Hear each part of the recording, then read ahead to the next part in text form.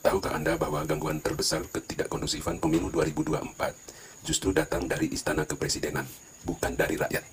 Ini rekor bangsa ini pasca rezim Soeharto.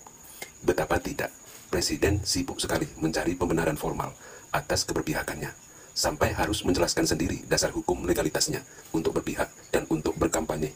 Sampai hari berikutnya pun harus mencetak secara khusus pasal pembenaran itu dalam undang-undang pemilu. Memprihatinkan. Mengapa harus seorang presiden yang mengatakan bahwa presiden boleh berkampanye, boleh memihak? Mengapa seorang presiden harus menunjuk-nunjukkan pasal itu dengan begitu niatnya mencetak kertas itu dan menentengnya sambil berbicara di depan publik? Kan ada staf kepresidenan, ada Menkumham.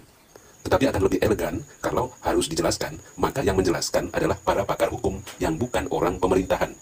Bahkan di sekolah-sekolah, hal itu adalah tugas guru PPKN, bukan tugas presiden. Masih banyak urusan negara yang lebih menjadi tanggung jawab presiden. Misalnya, sekolah-sekolah dinding gedek dan atap alang-alang di seluruh tanah air, jalan-jalan rusak, banjir dan longsor, gunung meletus, kemiskinan, budaya koruptif aparat, pengangguran, dan seterusnya. Presiden bukan hanya kepala pemerintahan, melainkan juga kepala negara. Kepala negara lah yang paling bertanggung jawab atas kesejukan suasana bangsa ini dalam pemilu 2024. Bukannya malah mengasah pisau untuk ikut memperuncing suasana. Rakyat tahu kok bahwa kalau presiden sebagai pribadi itu punya hak politik dan tahu kalau itu dijamin undang-undang.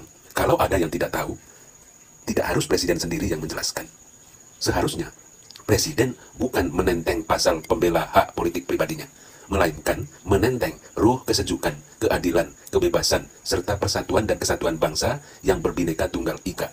Intinya mengayomi dan menyejukkan. Jangan sampai seorang kepala negara menanggalkan jiwa kenegarawanan, tidak menggubris ajaran moral, etika, ajaran agama dalam hal hidup penuh kasih, damai, berdampingan antar sesama bangsa.